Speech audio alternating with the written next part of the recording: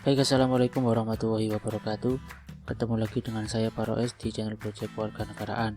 Di video kali ini saya akan melanjutkan BIMTEK Guru Belajar seri pendidikan inklusif, di mana saya sudah memasuki pembelajaran hari kelima. Nah, di sini saya akan mendapatkan seperti biasa beberapa materi dan beberapa latihan soal ya. Jadi mulai aktivitasnya. Nanti di pembelajaran hari kelima ini ada dua aktivitas. Bukan dua ya, ada 3 aktivitas setidaknya. Itu membahas mengenai mekanisme layanan terhadap peserta didik berkebutuhan khusus, kemudian ada penilaian konsep dasar pendidikan inklusif, dan yang terakhir ada refleksi konsep dasar pendidikan khusus. Oke, langsung aja kita cek seperti apa isi materinya.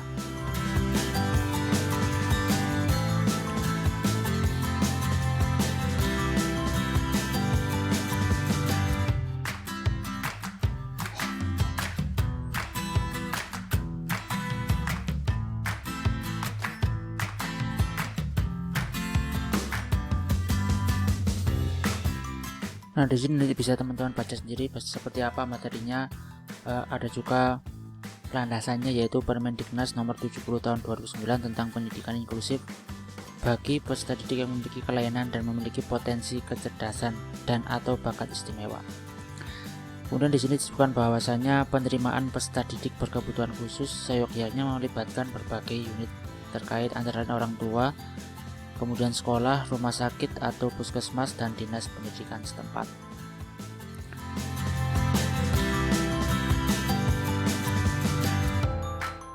Nah, ini adalah salah satu tahapan yang paling awal adalah melakukan identifikasi, yaitu proses kenali peserta didik sebelum yang bersangkutan mengikuti pembelajaran.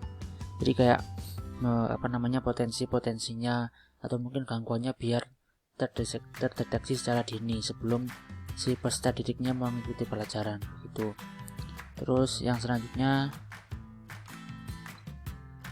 setelah ada identifikasi, hambatan atau kesulitan yang dialami, mengetahui latar belakang mengapa hambatan atau kesulitan itu muncul, dan untuk mengetahui bantuan apa yang dibutuhkan oleh peserta didik berkebutuhan khusus. Jadi di sini asesmen itu nggak selalu dilakukan setelah setelah mengikuti pembelajaran. Jadi ini adalah asesmen yang dilakukan di awal.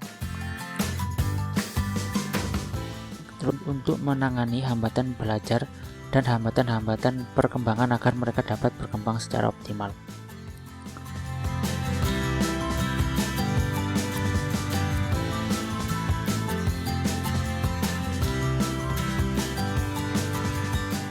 Terus ada lagi penempatan kegiatan belajar.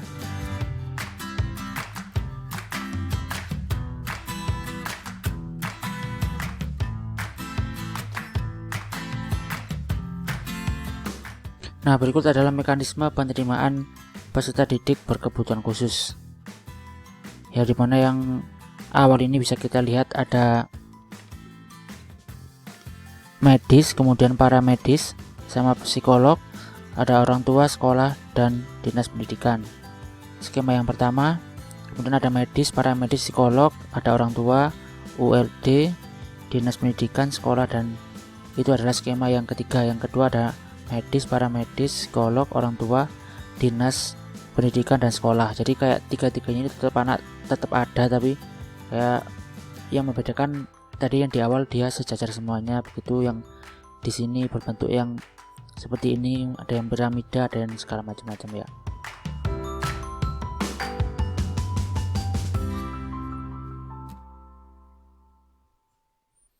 Terus yang selanjutnya ada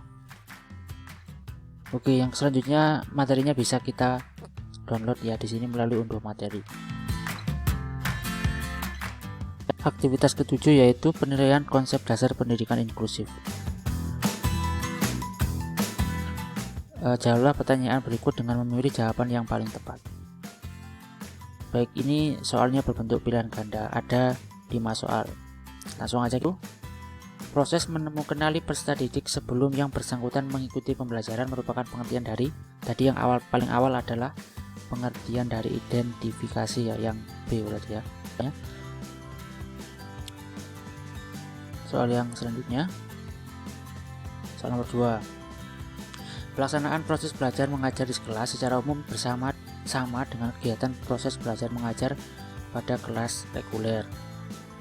Selain terdapat peserta didik reguler, terdapat pula peserta didik berkebutuhan khusus atau PDBK. Di samping menerapkan prinsip-prinsip umum dalam mengelola proses belajar mengajar, guru harus memperhatikan prinsip-prinsip khusus yang sesuai dengan kebutuhan PDBK. Pernyataan tersebut merupakan definisi penempatan peserta didik khusus di. Kita lihat opsi jawabannya: kelas khusus dengan berbagai pengintegrasian, kelas reguler dengan klaster dan pull out, kelas reguler dan kelas klaster, kelas khusus penuh. Kondisinya adalah di dalam kelas itu ada siswa dengan penuh ya.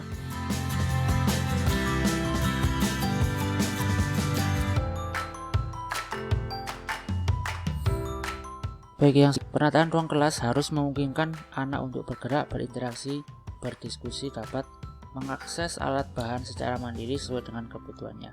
Hal tersebut merupakan prinsip penataan ruang inklusif, yaitu prinsip estetis atau prinsip keindahan, prinsip menarik dan menantang, prinsip learning center, atau yang prinsip berpusat pada anak. Oke, di sini yang paling tepat adalah prinsip berpusat pada anak. Sebuah desain harus dapat mengakomodasi beragam pilihan, kenyamanan, dan kebutuhan dalam penggunaannya.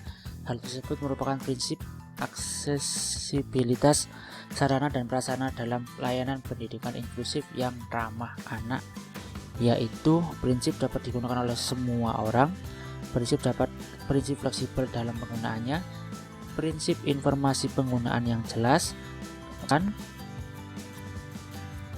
prinsip.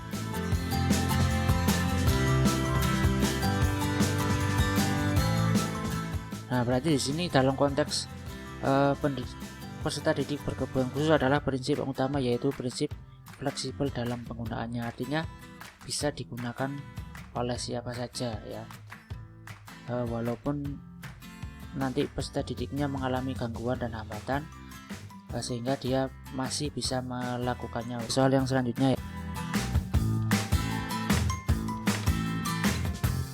Soal terakhir mungkin ya, soal tindakan atau menempatkan penyandang disabilitas di sekolah reguler, tetapi anak berkebutuhan khusus harus diterima di sekolah tanpa syarat, dan program sekolah harus menyesuaikan kebutuhan anak, merupakan pengertian dari pendidikan integrasi, segregasi, inklusif, khusus atau yang reguler ya. Di sini jelas sekali kelihatan kalau ini adalah sesuai dengan maksud di sini adalah pengertian dari pendidikan inklusif.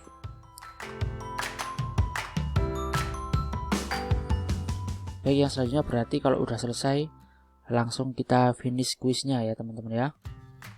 Nah, kita tunggu sebentar dan akhirnya hasilnya maksimal, yaitu sudah mendapatkan 100%. Untuk yang selanjutnya masih ada satu lagi, yaitu refleks. Tugasnya sendiri adalah, coba kita baca dulu ya. Konsep dasar pendidikan inklusif, mengapa pendidikan inklusif penting diterapkan. Kemudian yang kedua, posting jawaban Anda di salah satu media sosial, Instagram, Facebook, dilengkapi dengan teks berikut, atau hashtagnya adalah GBB inklusif, hashtag pendidikan inklusif. Kemudian dapatkan minimal 3 karakter di postingan media sosial Anda dan screenshot ya atau tangkap layar. Ini hampir mirip dengan tugas di pembelajaran hari ke-3 kalau tidak salah ya. Jadi kita harus posting dulu ke sosial media, terus kita screenshot dan diupload ke sini. Nah, di sini sudah ada contohnya, dan kayaknya ini adalah contoh yang kemarin ya. Jadi screen nomor 1, dan kita harus mendapatkan minimal 2 komentar. Sudah membuat postingannya di Facebook kemarin, sekarang berarti saya tinggal mengupload saja.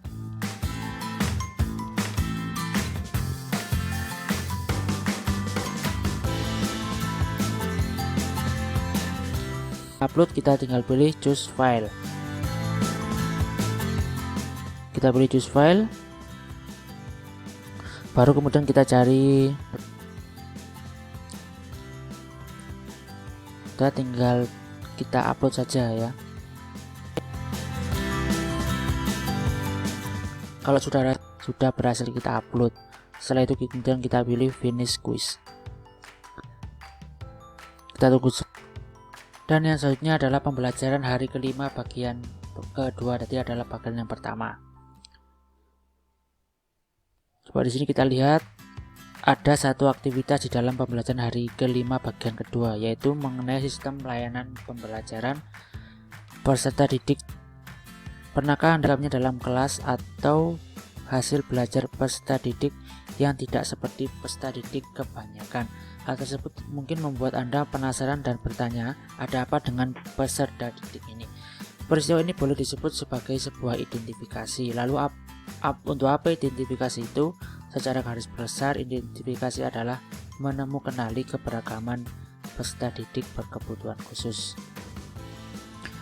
Cukupkah guru hanya menandai peserta didiknya berbeda dari peserta didik yang lain, dan tentu saja berikan layanan terhadap peserta didik tanpa mendiskriminasikan? Lalu apa yang harus guru lakukan setelah menentukan program bagi peserta didik berkebutuhan khusus? Langkah selanjutnya adalah guru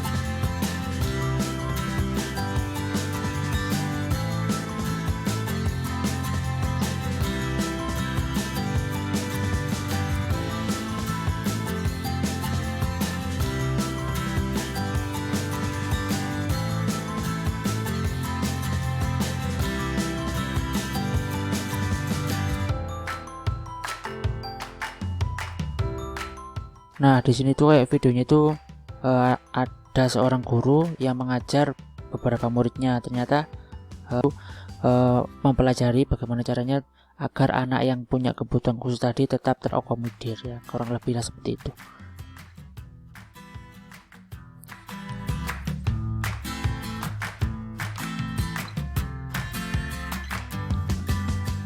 Nah, di sini kan itu udah kelihatan ya. Jadi ini orang tuanya dan ini adalah gurunya. Jadi si anak ini nggak punya kekurangan, itu dia nggak bisa melihat gitu ya.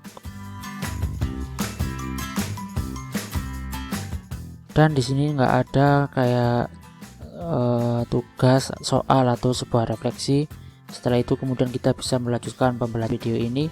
Jangan lupa untuk selalu nonton channel ini dan nantikan pembahasan BIMTEK pendidikan inklusif yang selanjutnya. Terima kasih telah menonton video ini. Sekali lagi jangan lupa untuk di like, komen ke teman-teman yang lain biar semakin banyak yang tahu mengenai video ini.